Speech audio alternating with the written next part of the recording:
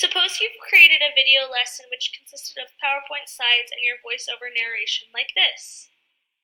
Then you remembered someone saying, it's important to create instructor presence in video lessons. So you replaced the voiceover narration with a video of you speaking. Do you think this talking video version is better for learning than the simple voiceover version? The answer is hell no. Your talking video is like a double-edged sword. Multiple research studies by people like Mayer, Atkinson, and Marino all indicate that your audience tends to react to the social cues contained in your visual video, such as your facial expressions, gestures, tone of voice, and talking style, which in turn promotes active learning.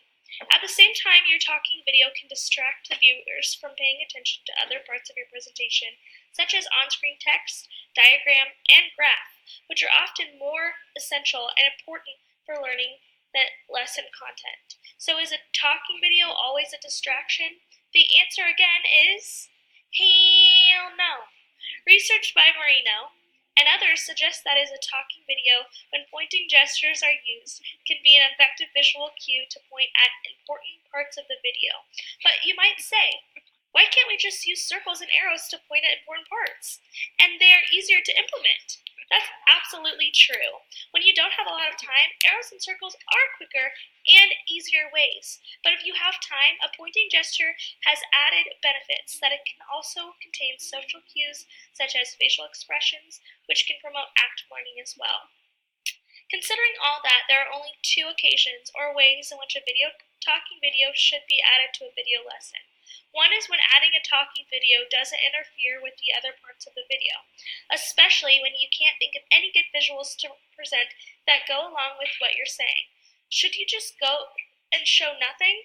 Hell no! Show yourself in the video and tap into the effect of social responses. The other occasion or ways in which a talking video should be added to a video lesson is when you want to point to important parts of the video like this. When a talking video is used in this way, it does not distract viewers from the important elements in the video. In fact, it acts as a visual cue to emphasize important parts of the video. Of course, implementing this takes more time and effort than simply using circles and arrows, so you need to weigh time you have and learning outcome.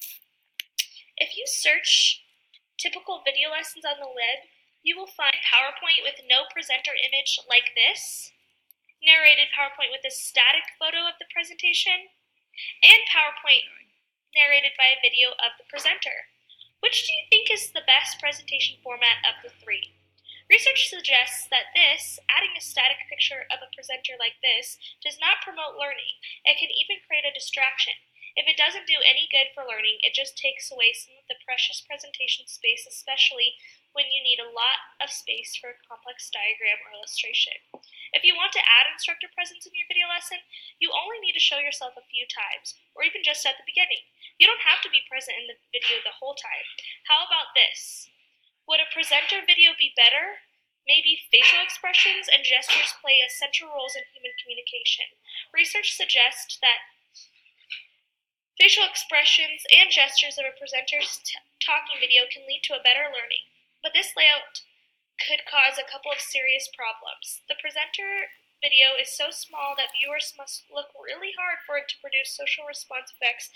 Another problem is that it can easily cause a split attention between the presenter's talking video and the slide content because they are separate from each other. Besides, in this layout, pointing gestures can't really point at a specific part of the slide. Then, what are the educationally better ways to add a presenter's talking video to a video lesson?